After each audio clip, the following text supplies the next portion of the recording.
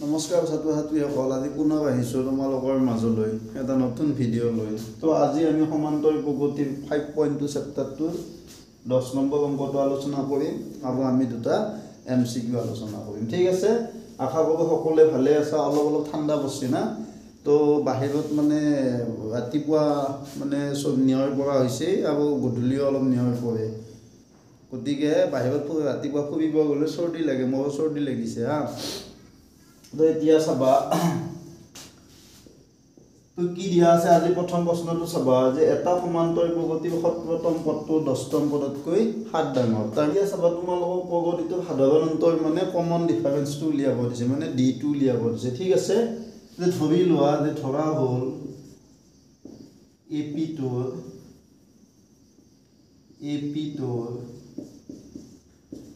প্ৰথম পদ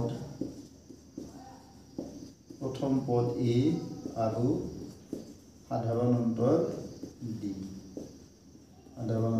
এইটো ধৰি লোৱা, তো আমাক D লাগে।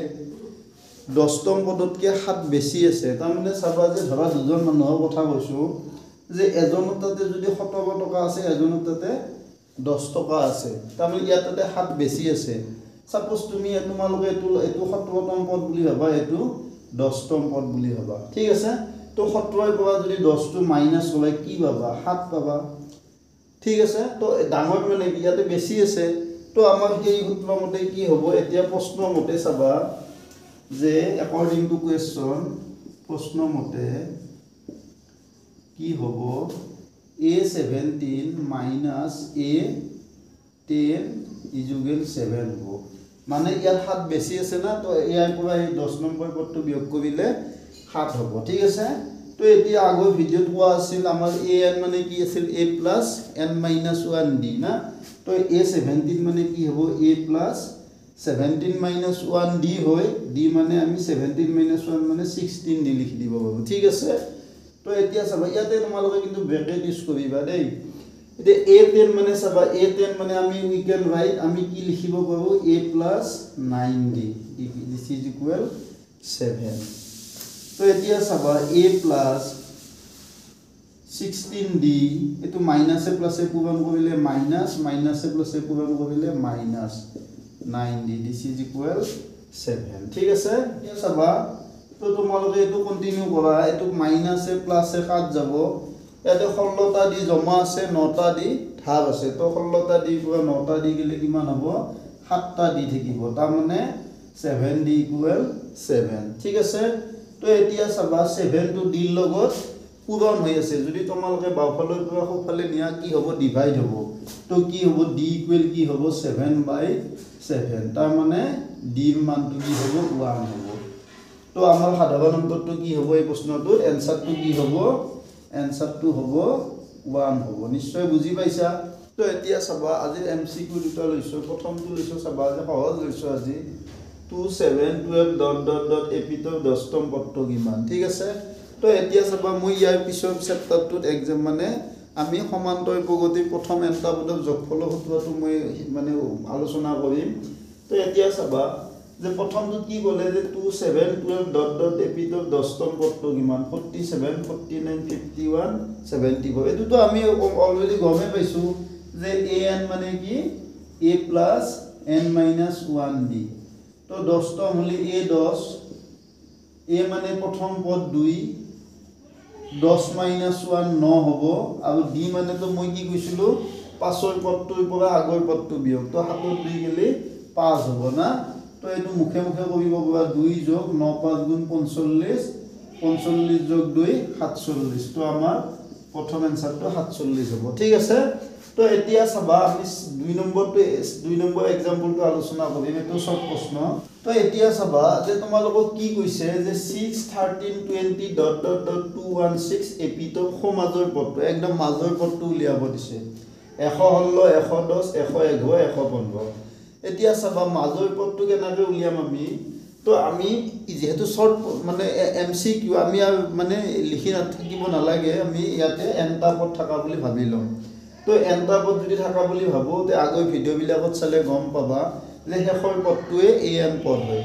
ঠিক আছে, তো এতিয়া চাবা প্ৰথম পদটো 6 দিয়া আছে মানে a মানে 6 a মানে 6 d মানে কিমান পাছৰটোৰ পৰা আগত দ্বিতীয়টোৰ পৰা প্ৰথমটো বিয়োগ কৰিব পাৰা তৃতীয়টোৰ পৰা দ্বিতীয়টো বিয়োগ কৰিব পাৰা তো d মানে কি হ'ব 13 6 গেলি 7 হ'ব তো ইয়াতে d মানে 7 হ'ল তো এতিয়া চাবা যে আমি প্ৰগতিটোত nটা পদ থাকা বুলি ভাবি ললো যেহেতু mcq আমি লিখিব নালাগে nটা পদ থাকিলে শেষৰ পদটো an হয় যে an ইকুৱেল 216 তো এতিয়া চাবা an মানে কি a + n - 1b ইকুৱেল 216 তো a মানে কিমান 6 + n - 1 d মানে কিমান 7 ইকুৱেল 216 নিশ্চয় বুজি পাইছা তো এতিয়া চাবা 6 টো হিফালে লৈ যোৱা n - 1 7 2 হল 6 টো হিফালে নিলি 216 বিয়োগ 6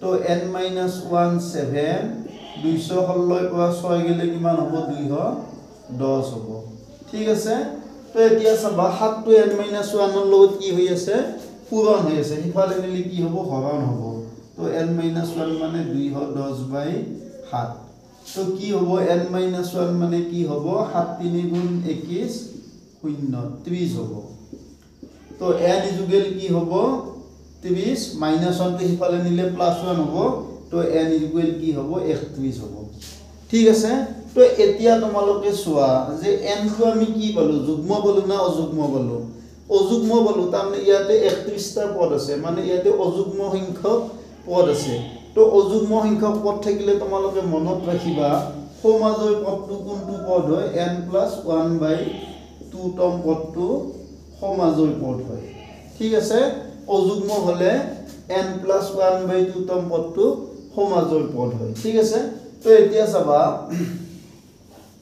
তো n মানে আমি কি পালো 31 পালো তো আমাৰ কি হ'ব n + 1 মানে কি হ'ব 31 + 1/2 তাৰ মানে আমাৰ 32/2 তাৰ মানে 2 দি 32 16 বা যাব তাৰ মানে আমাৰ 16 তম পদটো সমাজৰ পদ হ'ব তো তোমালোকক এতিয়া সমাজৰ পদটোৰ মান কি হ'ব সেইটো উলিয়াব দিছে ঠিক আছে তো আমি কি উলিয়াব লাগে নিশ্চয় বুজি পাইছা যে n টো অযুগ্ম হলে সমাজৰ পদটো কি হয় n + 1/2 তম পদটো সমাজৰ পদ হয় তো ইয়াতে n 31 আছে 31 টো অযুগ্ম তো আমি n + 1 n মানে 31 + 1/2 32/2 হ'ব 16 তম পদটো আমি উলিয়াব লাগে ঠিক আছে তো a 16 মানে কি a 16 মানে a + 15d এতিয়া চাবা আমি 16 তম পদটো উলিয়াব লাগে তো a মানে কি দিয়া আছে a মানে 6 দিয়া আছে 15 আৰু d মানে কিমান 7 তো কি হ'ব 6 15 15 7 গুণ কিমান 105 ঠিক আছে তো 105 ৰ লগত যদি 6 যোগ কৰা কিমান হ'ব 111 হ'ব তাৰ মানে আমাৰ সমাজৰ পদটো 111 হ'ব ঠিক আছে তো ভিডিওটো আজি ইয়াতে সামৰিছো নিশ্চয় তোমালোকে ভাল পাইছা তো যদি ভিডিওটো চাই ভাল পাইছা লাইক কৰিবা আৰু কিবা থাকিলে কমেন্ট কৰিবা আৰু নতুনকৈ যদি কোনোবাই চাইছা তো মানে চেনেলটো সাবস্ক্ৰাইব কৰিবা ঠিক আছে তো ধন্যবাদ ভালে থাকা সুস্থ থাকা ঠিক